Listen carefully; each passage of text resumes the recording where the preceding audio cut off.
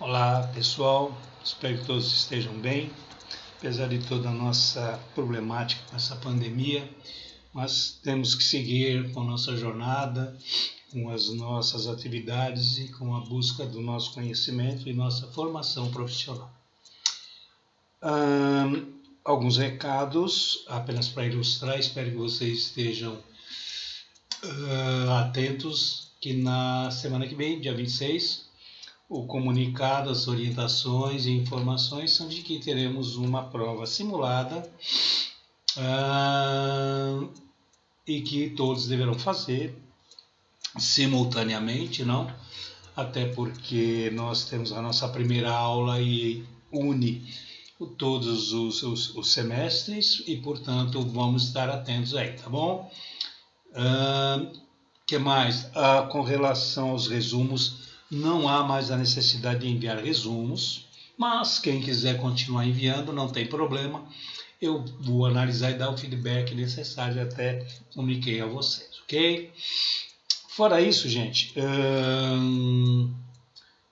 vamos dar sequência a nossos conceitos, a nossas referências com relação à nossa psicologia social. Na aula anterior, entrando já em pequenos detalhes, aula online, aula que nós realizamos na terça-feira, no dia 19, eu gostei da participação de alguns alunos no sentido de fazer alguns depoimentos, que vai direcionar a nossa ideia de conceito, ok? Principalmente algumas situações que as pessoas enfrentam ou parentes enfrentam que a gente tem alguma referência para poder entender e associar fato social, um acontecimento social, com os conceitos que a gente vem abordando em psicologia social, né? Para começar, vamos pensar que a gente já falou, mas convém reforçar o quanto essa dialética entre homem e sociedade ocorre. Homem, gente, repito, é gênero, homem e mulher, tá bom? É ser humano, é indivíduo. Essa relação faz com que ambos se transformem e automaticamente eles próprios se modificam. O que significa isso? Reforçando a questão. O indivíduo ele tem uma identidade, ele tem uma personalidade, ele tem toda uma percepção de realidade. Ponto. O que é que faz a sociedade? O indivíduo ele não vive sozinho, ele não é um indivíduo isolado, ele é um ser que se agrega para estar com seus pares. Quando ele tem ideias, quando ele, sejam elas ideias místicas, por exemplo, se a gente for pegar alguns povos que elegeram, por exemplo, deuses, se a gente pegar a Grécia, nós temos os deuses do Olimpo, se a gente pegar aqueles povos nórdicos, nós temos lá o pessoal dos vikings, né? Os deuses vikings que eles tinham lá, Asgard, né? Que recentemente teve até o filme do glorioso Thor. Ou seja, essas são ideias, são conceitos que nós vamos ver na construção social, tá bom? O que eu quero dizer é que, quando eu falo de construção social, não é só os mitos, é a religiosidade, é o conhecimento, diz respeito àquela sociedade que vai se modificando. O que significa, então, que os grupos eles iam interagindo, eles iriam um buscando associar-se ao outro através de interesse, de finalidades, de afinidade, enfim, não importa como. E ali eles trocavam conceitos e valores. Por exemplo, nós sabemos nos dias atuais o quanto a moda influencia. Vamos lá. Se num país, por exemplo, como Estados Unidos, surge uma moda nova, e a gente sabe que a mídia, todo mundo vai entender, mídia, os meios, a forma como as informações chegam, a capacidade de convencimento, de persuasão é fantástica. Ou seja, chega uma moda, rapidamente ela é disseminada com muita facilidade. Porque percebe-se que se identificou que determinada sociedade ela serve de modelo. Podemos discutir isso abertamente para dizer que nem sempre nós temos um modelo de sociedade que seja o melhor. Momentaneamente pode até ser. Se nós pegarmos na Idade Média, a Europa, a França, por exemplo, dominou muito as questões do modismo, a questão dos conhecimentos, a Inglaterra, não é? Ou seja, algumas sociedades elas vão se transformando, mas com a maneira dessa integração globalizada, esses modismos eles ficam mais soltos e aí os povos menos, como é que pode dizer, menos criativos em termos de modismo, faz cópias, procura seguir esse padrão. E isso, no mundo globalizado, é bastante acentuado. Por isso, a dialética é fundamental. Então, é aquela ideia a sociedade, o indivíduo muda, então o indivíduo traz uma ideia, a sociedade compra, o sistema social compra essa ideia, e a partir daí ela vai sendo disseminada, ela vai sendo desenvolvida, e aí sim as pessoas têm afinidades, pega, leva e acontece. Né? Isso é muito comum no mundo globalizado hoje. E as transformações, gente, confesso, são constantes, principalmente nos dias atuais. Né? Isso reflete, num certo sentido, o quanto a sociedade, aí é uma visão muito particular minha, tende a se desenvolver não na questão tecnológica. Não é esse sentido. Se nós tivéssemos um desenvolvimento sociocultural, vou usar esse termo sim, sociocultural, semelhante à tecnologia, talvez o livro, eu não tenho certeza do nome do autor, Thomas Morris? Acho que é Thomas Morris, sim. Um livrinho chamado Utopia, né? Que, se não me falha a memória, um pouco longe, fala de um país, de uma ilha, de um local onde as pessoas se respeitavam, as pessoas se compreendiam, as pessoas tinham uma vida mais saudável, uma vida mais positiva em termos de conhecimento. Ora, guardadas as devidas proporções, deve estar falando, sei lá, de uma, como que chama? Atlântida, né? Será que esse autor estava se referindo a uma Atlântida, um país fantasticamente, incrivelmente bonito? Platão próprio falava da questão de Atlântida, se não me falha a memória. Ou seja, era uma sociedade ótima, mas por que razão? Talvez porque visse no indivíduo o agente central e principal de uma sociedade. Porém, a competitividade ela é muitas vezes negativa no sentido de querer ser melhor um que o outro. E aí nós temos a decadência das sociedades. É o ser humano engolindo a si próprio no sentido de querer ser melhor. E a gente começa a perceber que tivemos alguns exemplos, só para dar uma ilustrada para vocês, alguns exemplos bastante interessantes no que eles pregam, que não é a questão de igualdade, é a questão do respeito. Vamos lá, religiosamente falando, nós temos Jesus Cristo, por exemplo, né? Onde ele falava que o reino dele não era daqui, era de um outro local, que ele jamais foi lá para derrubar o Império Romano, nunca. Ele, na verdade, dizia, eu não quero briga com vocês, não. Tá? Eu quero gostar das pessoas, eu quero ajudar o ser humano, né? Que é a minha imagem e semelhança. Nós temos Mahatma Gandhi, um outro exemplo, né? Em que ele consegue, segundo a história, ele consegue libertar a Índia praticamente no momento em que eles estavam praticamente submissos, sucumbindo as ideias inglesas, não?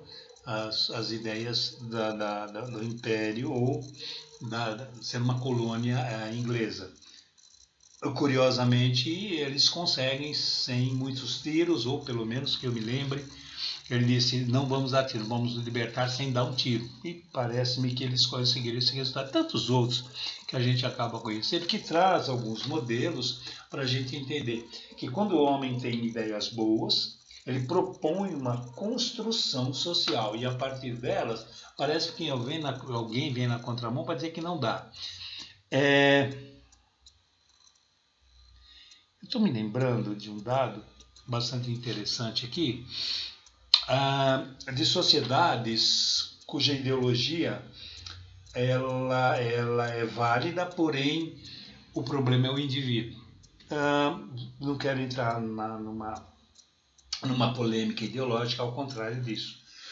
Mas qualquer ideologia em termos de sociedade, seja ela capitalista, seja ela socialista, seja ela comunista, seja ela qual for, se ela impõe o respeito, igualdade, condições, tudo que uma vida moderna possa propor, por que não praticar?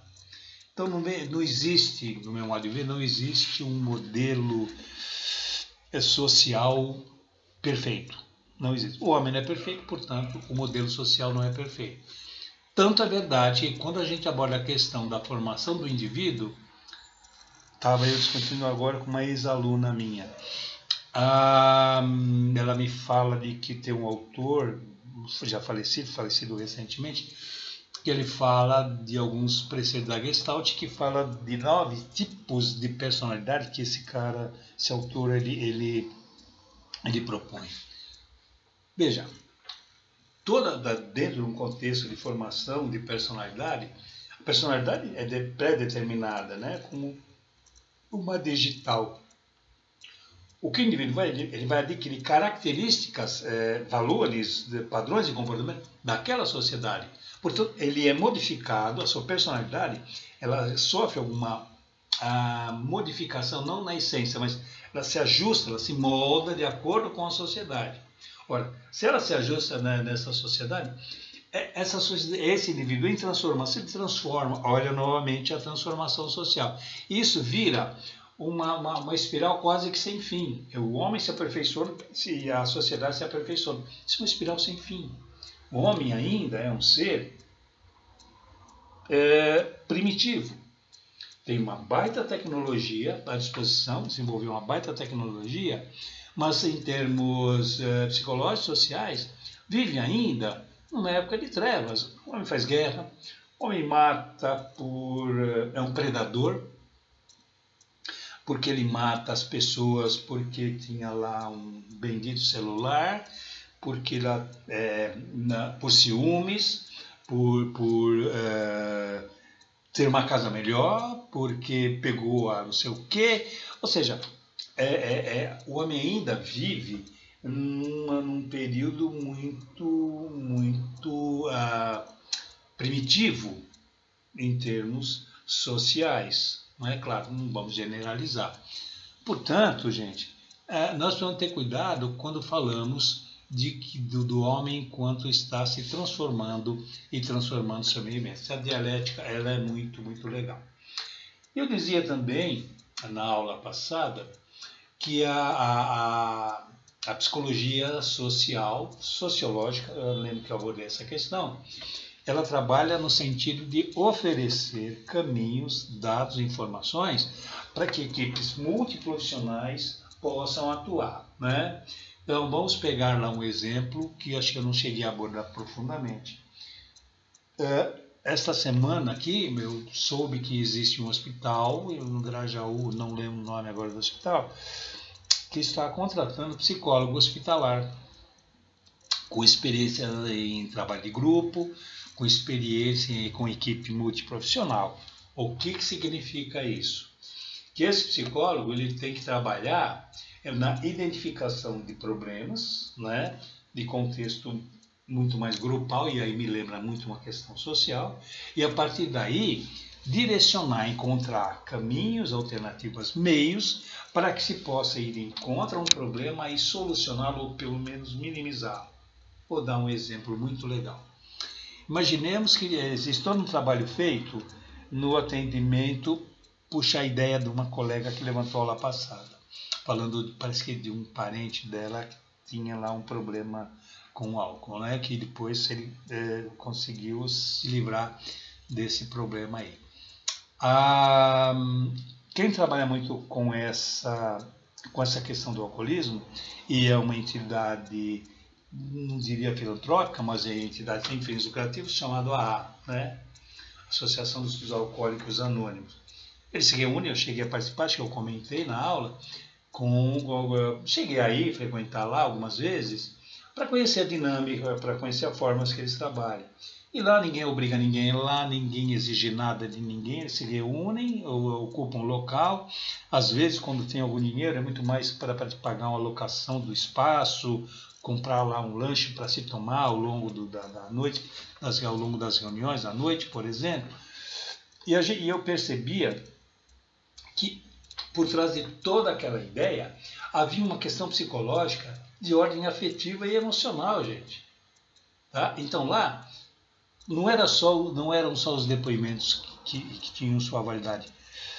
Nós tínhamos lá também um fator de aconchego, de aceitação, de parceria, de aceitar o outro como ele é. Um aceitando o outro, um dizendo, olha, um beba, olha, eu bebo, mas eu estou preocupado. Então, é aquela coisa de aproximar, aquela coisa de aconchegar mesmo. Independente se homem ou mulher, lá era misto, não tinha essa separação. Gente, isso era um fator social muito importante, ou seja, alguém pensou não levantar e falou, por que vocês não se reúnem, encontram soluções para vocês poderem resolver o problema específico de vocês, que é essa dependência alcoólica. Então, se trabalhou não a questão da dependência pura e simples, socialmente falando, mas uma questão psicológica. A partir dela começa a surgir também como é que fala? Narcóticos anônimos, e tinha mais um outro que eu não me lembro agora, que também formaram grupos. Então, esses grupos eram formados a partir de uma ideia, tenho quase certeza disso, de um componente psicológico social, né? Ou seja, alguém percebeu isso e propõe esse tipo de atividade. Então, a psicologia social, gente, repito, ela vai atuar no segmento, no sentido de dar algumas ideias, só um instante, algumas ideias de poder encontrar caminhos, não para solucionar, não para determinar a forma de ação, mas algum tipo de ferramenta, algum tipo de subsídio para aí sim os profissionais responsáveis corrigir e procurar a solução do problema. Pelo menos penso eu dessa forma aí. E é a partir daí que nós temos então o campo da psicologia social atuando, e aí nós começamos a perceber no mundo, nós percebemos o quanto, desde a ideia dos primeiros estudos em 1895 do Gustave Le Bon com a psicologia das multidões, até a vinda no Brasil com o Haroldo Rodrigues, né, que faz todo um trabalho bastante interessante, com um propósito interessante. Mas antes dele, alguns estudiosos, não, que procuraram também trazer para o Brasil a ideia da psicologia social também, né? E isso faz com que nós tenhamos um acompanhamento importante em termos de formação de profissionais dentro da área da psicologia social, né? Um tema importante que a gente deve lembrar também é que a própria ideia de fazer um trabalho social, sempre haverá uma parceria com outras ciências. Então, eu não vejo a psicologia sozinha encontrando os caminhos. repito, todo o trabalho que envolve o indivíduo, eu quero entender um determinado comportamento, eu preciso ter como referência o grupo que ele está inserido. Eu não posso ver o indivíduo isolado. O que eu quero dizer com isso? Ninguém consegue viver isoladamente. Se o indivíduo sofre alguma influência, o meio está influenciando. Mas o indivíduo ele é muito fechado no mundo dele.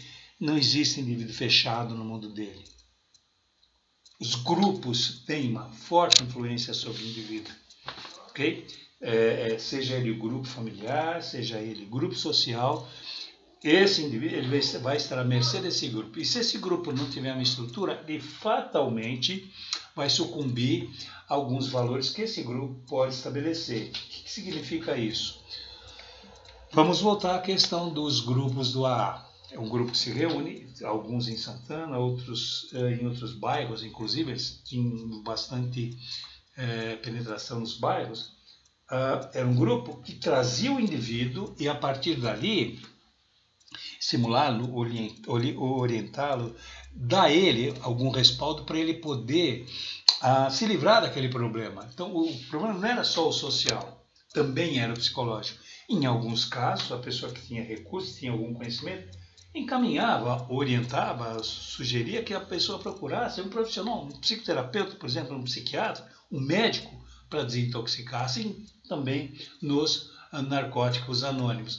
Ou seja, a psicologia social ela começa a ter força, não é agora, não. Ela tem algumas propostas no começo do século passado, mas ela vai ter uma força mesmo, ela vai ter uma condição muito legal, muito mais com a aprovação da psicologia lá nos idos dos anos 60, onde eu tenho a psicologia como uma ciência provada, uma ciência legalmente fundamentada nos preceitos psicológicos. Então nós temos os primeiros cursos de psicologia propriamente, mas anteriormente eram as questões da sociologia com alguma coisa no sentido psicológico. Então nós temos a aplicabilidade da psicologia dentro da educação, na hospitalar, na empresa. Temos a psicologia social na empresa, quando eu falo que a empresa é um microsistema social, na área do esporte. Ou seja, nós temos uma série de áreas aí onde a psicologia atua, psicologia propriamente dita, mas também a psicologia social, ela está, num certo sentido, integrada com essa proposta aí, ok? E aí a gente começa a pensar nas questões subjetivas, o quanto elas são importantes, porque leva a coisa de como o indivíduo pensa. Então, eu estou num grupo social, mas eu sou quem eu sou, eu penso da minha maneira. O que eu faço é tentar acompanhar o que o grupo propõe, mas eu não, a minha maneira de pensar é essa. E essa dinâmica, esse movimento que faz com que a sociedade cresça. Por isso que eu fiz aquele paralelo entre